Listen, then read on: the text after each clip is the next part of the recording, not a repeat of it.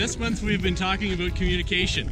There are so many different elements of communication to consider that really it could be a year-long discussion. But my blog topics have focused on a number of areas of communication. One of the most important things when we're discussing communication is to have the courage really to speak up. And I am guilty, as many of us are, of really being too afraid to speak up when I see an injustice or something around me. And it's something I've had to really work on, because by remaining silent, we in many ways are guilty of allowing that wrongdoing to perpetuate. The over-reliance on communication technology that we have in our society has really led to the degradation of mental health, in my view anyway. I taught for a few years as a college professor and just witnessed the students lined up, backs against the wall, lost in their devices. And although it allows them to have this perception of being connected with so many friends and followers, it's different than having true friends you can rely on, and it also prevents them from developing a lot of, I would call, crucial communication skills that you would use in an interview or in a one-on-one conversation, for example. Just out for an ice skate on the ice roads here in Yellowknife. You don't get to do this every day. I talked about emotional intelligence a fair bit in one of my previous blog series, and certainly the ability of being able to communicate effectively is closely tied to our emotional ability, because our emotional intelligence, because we're able to read other people's nonverbal cues, for example.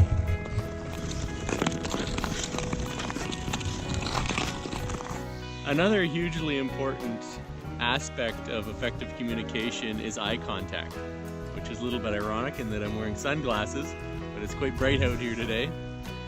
It's a way to really connect with other people, and there's nothing worse than trying to have a conversation and someone's staring off into the distance. You just seem so distant, and it's hard to make that strong connection.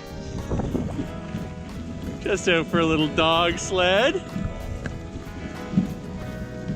This is the primary mode of transportation up here in Yellowknife. What's happening down there? Hello! Haven't quite figured out how to communicate with these dogs yet, but we're having a great day. Our own emotions can really dictate our communication and can act as barriers between what we say and also how we interpret what other people are communicating with us. One of the keys to effective communication is being able to kind of see through our emotions and other people's emotions, so we don't allow them to affect the message and obscure the message many times. Each of us has our own unique communication style, and there are individuals that we are able to communicate with more effectively than others, and there are some individuals where there are so many emotional roadblocks and differences that communication can really be a challenge. Listening is one of the biggest challenges that most of us have in terms of active listening, because we're usually so caught up in thinking about what we're going to say next that we miss a lot of what the person we're communicating with is saying. So it's important to practice active listening and really trying to quiet your own mind so that you can absorb what the other person is saying.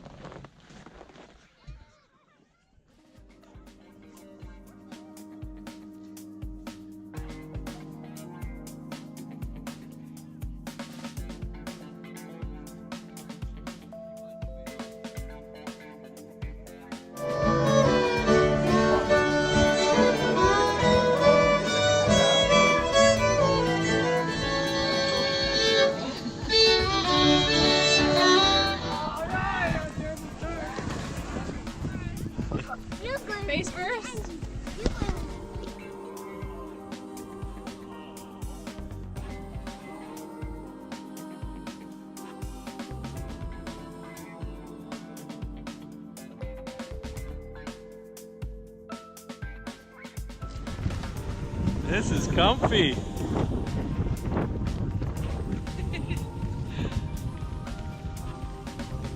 Dog sledding gets a little cold in the Northwest Territories after a while. Brr.